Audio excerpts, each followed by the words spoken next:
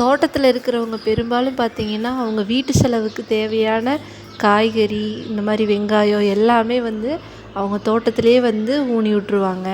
இது வந்து நாங்கள் ஊருக்கு போயிருந்தப்போ எங்கள் பெரியப்பா கொடுத்து விட்ருந்தாரு. பெரியப்பாங்க தோட்டத்துலேயுமே பார்த்திங்கன்னா பெரியம்மா அவங்க வீட்டு செலவுக்கு தேவையான வெங்காயம், தக்காளி, கத்திரிக்காய், இன்னும் பார்த்திங்கன்னா மிளகா, ஏகப்பட்ட காய், கீரை எல்லாமே வந்து பெரியம்மா வந்து அந்த வரப்புலேயே ஊனி விட்ருவாங்க. வீட்டில் திடீர்னு ஏதாவது காய் எதுவும் இல்லைன்னா அப்படின்னா சும்மா அந்த தோட்டத்துக்குள்ளே உள்ளுக்குள்ளே போனோம்னா போதும், வேணுங்கிற ஏதோ ஒன்று நமக்கு வந்து கிடச்சிடும். அந்தளவுக்கு பெரியம்மா வந்து சூப்பராக வந்து தோட்டத்தில் ஒரு சின்ன ஒரு களைச்செடி கூட இல்லாத அளவுக்கு சூப்பராக மெயின்டைன் பண்ணுவாங்க. இந்த வெங்காயம் பார்த்திங்கன்னா நாட்டு வெங்காயம் எப்பயுமே வந்து பெரியம்மா அவங்க நாட்டு வெங்காயம் தான் ஊனுவாங்க. இது ஃபுல்லாக கொடுத்து விட்ருந்தாங்க. கொஞ்சம் பாதியை வந்து நான் க்ளீன் பண்ணி வச்சுட்டேன். மிச்சத்தை வந்து பாப்பா அவங்கள கொஞ்சம் கொடுத்து க்ளீன் பண்ணிகிட்ருக்காங்க. அடுத்து நம்ம தோட்டத்தில் நம்ம வீட்டை சுற்றி இருக்கிற இடத்துல பார்த்திங்கன்னா இன்னும் முள்ளங்கி எல்லாம் இருக்குது. அதை கொஞ்சம் எடுத்துருவோம். முள்ளங்கி பார்த்திங்கன்னா நல்லா உள்ள வரைக்கும் நல்லா வளர்ந்துருக்கு. அது எடுக்கவே முடியல, அவ்வளோ தூரம் ஸ்ட்ராங்காக இருக்குது. கொஞ்சம் நல்லா மண்ணை பறித்து விட்டு எடுத்துக்கலாம். ஒரு சில கிழங்கெல்லாம் நல்ல பெருசாகவே வந்து நல்லா வளர ஆரம்பிச்சிடும். இதுவும் பார்த்திங்கன்னா நல்ல பெரிய கிழங்கு தான் பாருங்க, உடஞ்சே போச்சு. இது நல்ல பெரிய கிழங்கா வந்திருக்கு.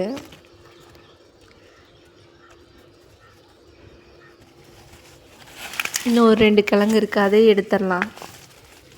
இதெல்லாம் பார்த்திங்கன்னா ஒரு அளவான சைஸ் கிழங்கு தான்.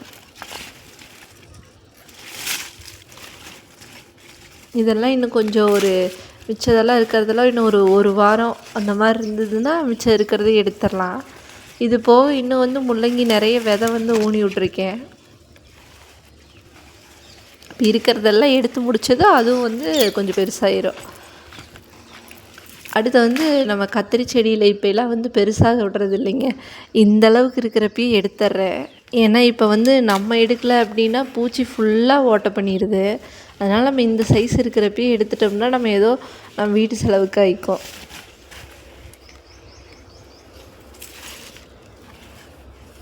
இன்னைக்கு இருக்கிற கத்திரிக்காய் எடுத்தாச்சு.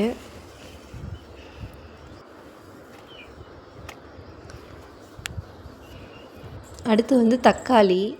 இது நல்ல நாட்டு தக்காளி தான். பாப்பாங்க எடுத்துகிட்டு இருக்காங்க.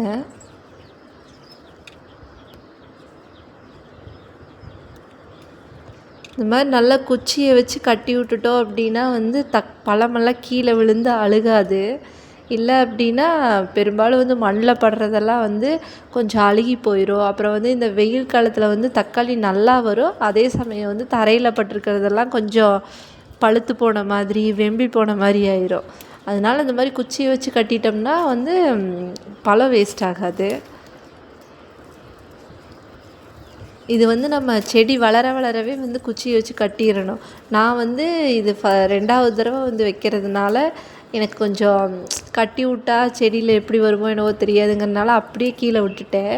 அது பார்த்திங்கன்னா கீழே இருக்கிற 1-2 பழமெல்லாம் அழுகிடுது.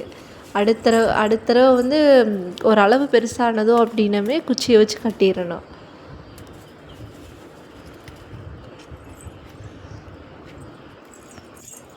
இன்றைக்கோட காய்கறி அறுவடை எல்லாமே வந்து முடிஞ்சிருச்சு பாருங்கள்.